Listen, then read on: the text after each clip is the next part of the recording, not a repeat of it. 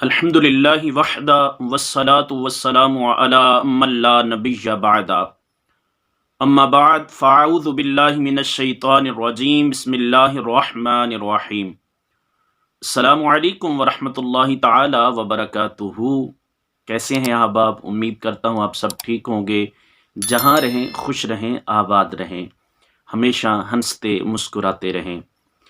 آج میں آپ کو رجب المرجب کہ مبارک ماہ میں ایک عبادت گزار عابدہ اور اللہ تعالیٰ کی نیک بندی کا تذکرہ بیان کروں گا، اور اس کی حکایت جو ہے، جو اس کا معاملہ ہے، جو اس کی روزے رکھنا، عبادات کرنا رجب المرجب کے حوالہ سے، اس میں اس کی عبادت کا جو اس کو صلہ ملا وہ بڑا دلچسپ ہے۔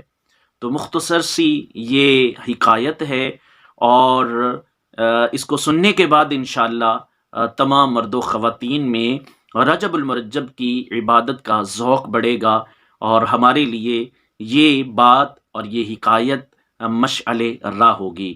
چلیے چلتے ہیں اس حکایت کی طرف۔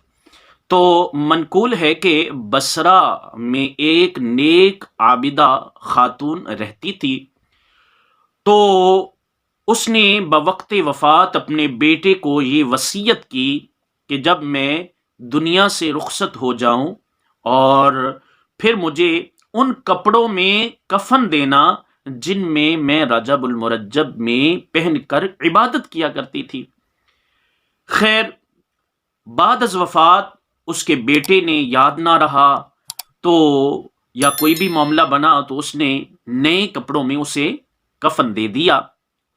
جب وہ اپنی والدہ ماجدہ کو دفنا کر قبرستان سے واپس اپنے گھر لوٹا، تو جو اس نے کفن دیا تھا وہ کفن اس کے گھر میں پڑا تھا۔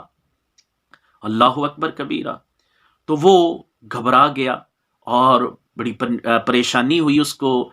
تو اس کو اپنی ماں کی وصیت یاد آئی کہ میری والدہ نے تو مجھے یہی وصیت کی تھی کہ جو کپڑے میرے تھے رجب المرجب میں پہن کر عبادت والے، ان میں مجھے کفنا دینا۔ تو اس نے جلدی سے ان کپڑوں کو ڈھونڈا، اور جب ان کپڑوں کو ڈھونڈا تو وہ کپڑے اس کو نہ ملے، تو وہ اپنی جگہ سے غائب تھے۔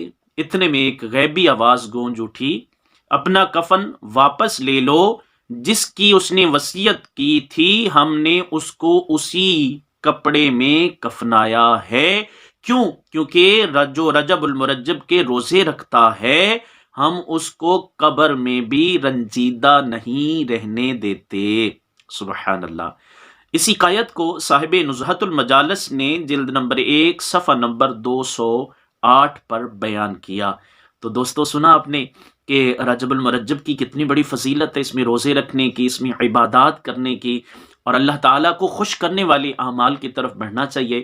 تو آپ بھی نیت کیجئے، گھر والوں کو بھی ترغیب دیجئے، جتنے ہو سکیں اس ماہ میں روزے رکھیں، زیادہ سے زیادہ عبادت کریں، تو انشاءاللہ العزیز اس کی برکات نہ صرف دنیا میں نصیب ہوں گی بلکہ بعد از وصال قبر میں جانے کے بعد بھی انشاءاللہ اللہ کا کرم ہوگا، اور اللہ تبارک و تعالی ضرور اپنا فضل فرمائے گا۔ امید کرتا ہوں آپ کو یہ آج کی ویڈیو اچھی لگی ہوگی۔ خود بھی بار بار سنیے اور دوسرے لوگوں تک پہنچانے میں ہمارا ساتھ دیجیے۔ اپنا بہت سارا خیال رکھیے۔ ملتے ہیں نیکسٹ ویڈیو کے ساتھ۔